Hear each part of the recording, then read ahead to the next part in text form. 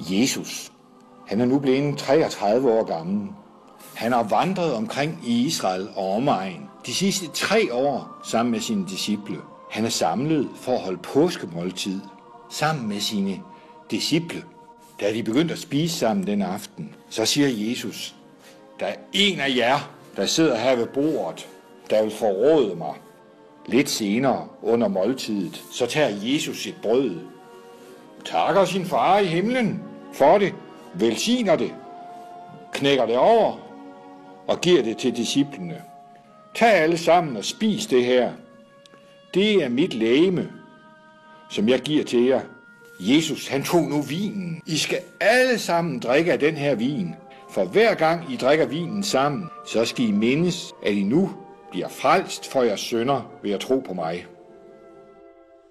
Noget kristendom sagt. Andet ved, de har nu sagt. Det er meget, meget... Der var diskussion om, hvordan Jesus så. Ja. Drenge, jeg har...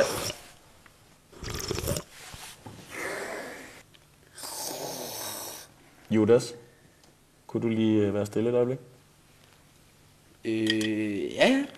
Ja. Tak. Som jeg godt kunne tænke mig, at vi starter dagen i dag med lige at synge 2 salmer. Unge mand, vil de synge for? Det hammer fedt, vi spiser lige om lidt. Vi pakker maden op og hælder mælk i kop. Vi sidder musestille, der er ingen vilde. Vi skal bare hygge og værsgo. Drenge, da jeg snart skal forlade jer,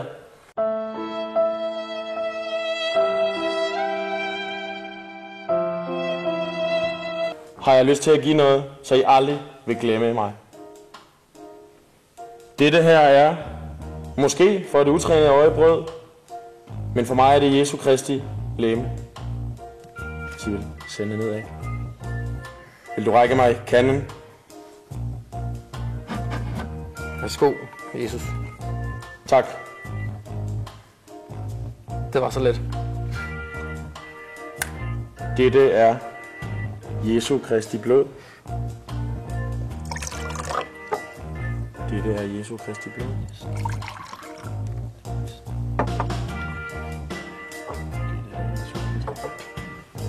Skål. Skål. Skål.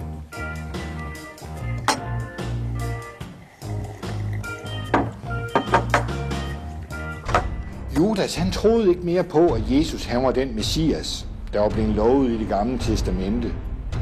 Han troede, at Jesus var en bedrager. Han er i en eller anden have et sted, du ved, ved træet og beder til sin far, men altså...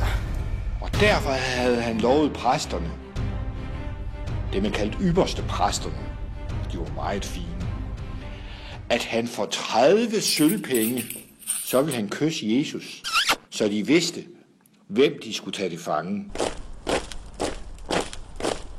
Jesus, han er nu blevet dømt til, at han skal korsfæstes. Han slæber sit kors på ryggen med tunge ben og kan næsten ikke holde sig oprejst. Kom nu fra mig! Ud! Op i stænderne!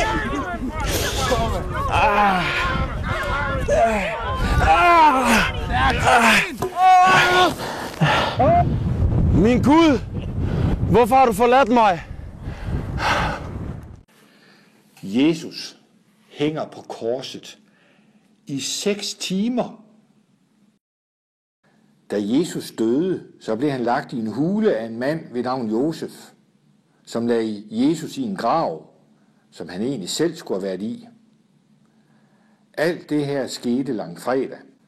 På 3. dagen efter Jesus han døde, fredag, lørdag, søndag, så vi er hen ved påskedag, påskesøndag, så bliver Jesus levende igen.